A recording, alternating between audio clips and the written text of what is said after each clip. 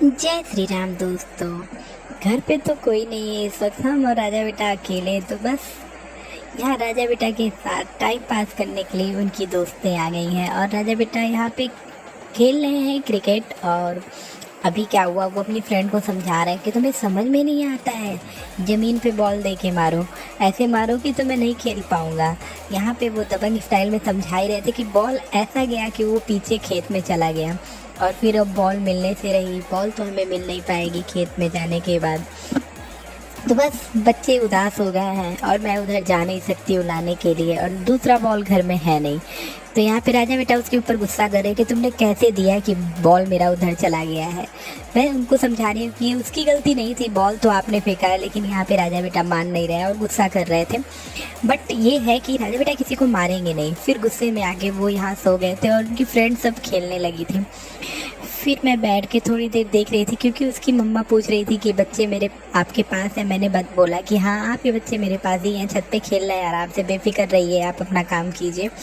और फिर यहाँ पे राजा बेटा फिर दोस्तों के साथ खेलने लगे थे। तो मैंने सोचा था कि चलो अब बच्चे खेल रहे हैं, तब तक मैं जो है गमले में पानी डाल दूं। बट ये कहाँ पॉसिबल है कि मैं राजा बेटा को लेके कोई काम कर पाऊँ।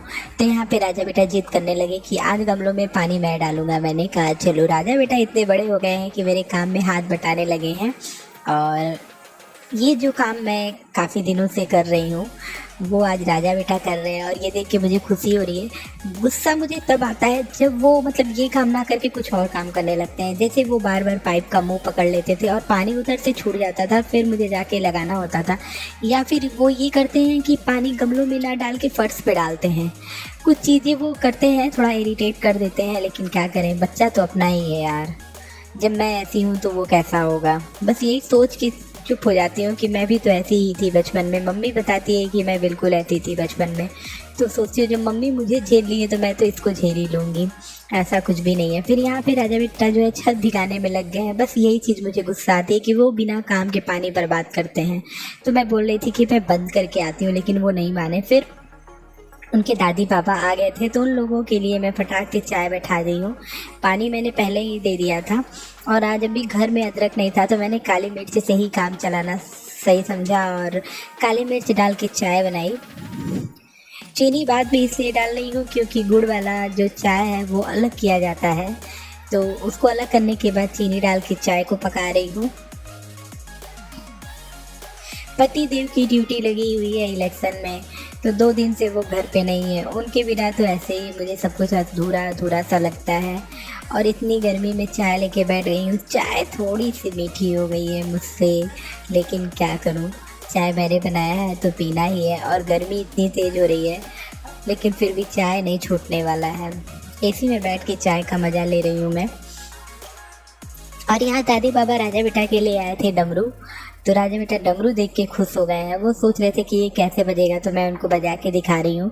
पापा के बिना उनको भी बिल्कुल अच्छा नहीं लग रहा है। तो यहाँ पे मैं उनको इंजॉय कर रही हूँ कि कम से कम वो शांत रहे। वो बार बार पापा को पूछ रहे थे, तो मैंने उनको बलून फुला के दिया है। वो बलून से खेल रहे हैं। उन्होंने बोला मम्मा बलून पे जो है मुँह बना दीजिए, आँख बना दीजिए। मैंने कहा कि लाओ। मैंने लाइनर निकाला और लाइनर से जो है सब कुछ बना दिया है कि वो खुश हो जाए। और रात के बज रहे हैं 1 और पति देव आ गए हैं, और आके वो सबसे पहले नहाए। और उनकी फरमाइश थी कि वो दाल चावल भुजिया खाएंगे, तो मैंने उनके लिए बनाना भी स्टार्ट कर दिया है। यहाँ मैंने रात के 1 बजे उनके लिए आलू की भुजिया छौंकी है, और गर्मा गर्म चावल भी बनाया है, दाल भी बनाया है।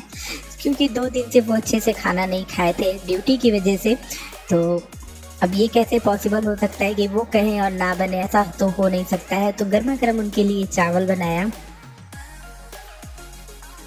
अब 1 बजे आए, 2 बजे आए, जब भी आए भूख तो लगी ही रहेगी। और ये दाल भी बन गई है उनके लिए, क्योंकि सब लोग खाना खा के सो गए थे। 1 बजे कौन जगता है। फिर फटाफट से मैंने उनके लिए खाना निकाला और उनको खाना देने चली गई। भुजिया थोड़ी ज़्यादा बन गई थी। मैंने कहा यार अब बन गई है तो खा लीजिए, अब इतनी रात को इसको फिर फ्रिज में रखने में नहीं जाऊँगी। तो यहाँ वो नहा के फ्रेश हो गए थे और बाल को सही कर रहे हैं और खाना ले लिए हैं। आराम से बैठ के वो खाना एंजॉय करेंगे। और यहाँ राजा बेटा सोए हैं। पापा को पूछते पूछते वो सो गए हैं। अब उनकी मुलाकात पापा से सुबह ही होगी। फिर मैंने किचन में जाके चेक किया कि मैं कुछ भूल तो नहीं रही हूँ, मतलब कोई चीज़ मैं गैस वगैरह तो नहीं जलाई। यहाँ पे मैंने कुकर में पानी डाल दिया कि ये फुला रहेगा तो सुबह मुझे धुलने में आसानी रहेगा। उसके बाद मैंने गैस सिलेंडर को नीचे से बंद किया, जो कि रोज़ का काम हो गया है, बहुत ज़रूरी भी है गैस को नीचे से बंद करना। फिर और मैं कमरे में आ गई हूँ सोने के लिए। दरवाजे पे लगाई है कुंडी।